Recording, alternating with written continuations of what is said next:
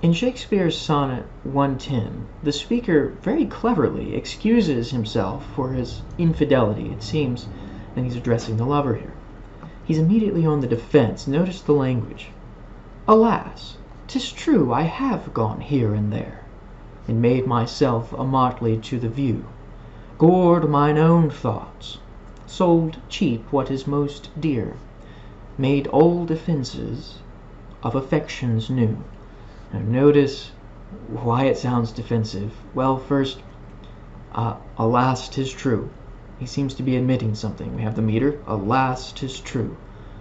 I have gone here and there. Now, in the sonnets, usually the I is stressed because it's a long vowel and it tends to usually get the stress, but here it doesn't. The stress falls on have.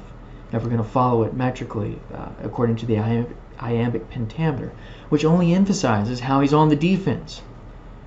'Tis true, I have gone here and there, and made myself a motley to the view. We've got some alliteration here leading up to motley. I think that alliteration is fulfilled here in motley, which means a fool or a jester. So he's made a fool of himself. In public, to the view. Gored or wounded mine own thoughts, sold cheap what is most dear. He has cast his pearls before swine, or what is the thing he sold? Probably his love to the beloved here addressed, and made old offences of affections new. Now here in this construction we have the anti-metaboly, which is this, A, B, negative B, negative A, anti, against, bole, to throw. So it throws in opposition with a kind of symmetry, and here's the symmetry. Old offenses, affections new. So old corresponds to new, offenses with affections, we can say. So he's admitting to it. He's admitting to having gone here, there, here and there. In the second quatrain, he continues, and this is how it also sounds like a confession. Most true it is that I have looked on truth askance and strangely. There's the repetition of the true and truth.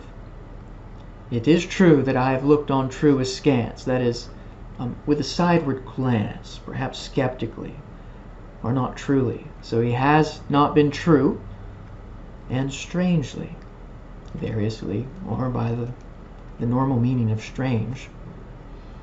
But by all above, this is a solemn swear, these blenches gave my heart another youth.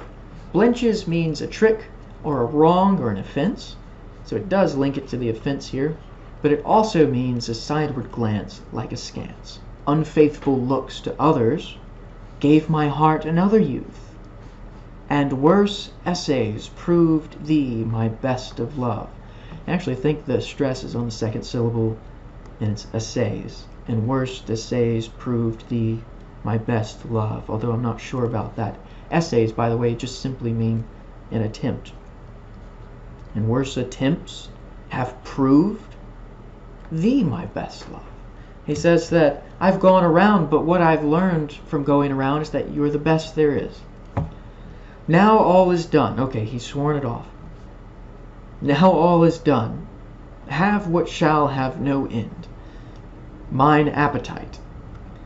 That's what will have no end, and it's all yours now. I never more will grind on newer proof to try an older friend, a God in love to whom I am confined. So now after he's admitted to going around, he now elevates the beloved to the status of a God. But notice what he's doing here with the imagery. He dedicates his appetite to him. Now that I've tested everything, I dedicate to you mine appetite. I never more will grind. This is a metaphor for the touchstone. Usually to try alloys of gold, you would put a mark upon it, and depending on what the mark was, it would test whether or not the gold was true. But there's a possibility this is also a sexual verb here, apart from the metaphor of the touchstone, which tries or essays other stones, metals, gold. though he nevermore will grind on newer proof to try an older friend, a God in love, to whom I am confined. That's weird. What is confined? Doesn't mean like trapped in a box. It means confined in servitude, devotion perhaps, service. Here's the conclusion with the rhyming couplet.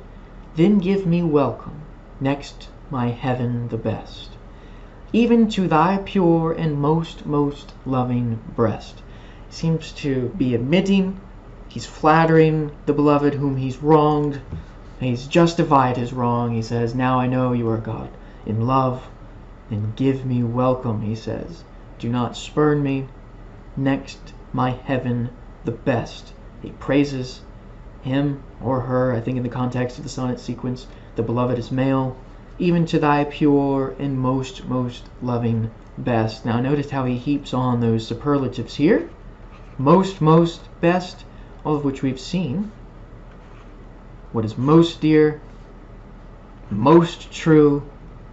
There's something about the use of superlatives that makes the speaker sound very disingenuous. But as a poem, it's very melodically successful, and it's clever. It's a nice little exercise in wit. So that was Sonnet 110. Next sonnet we'll do will be the Marriage Sonnet 116. Thanks for joining, and see you next time.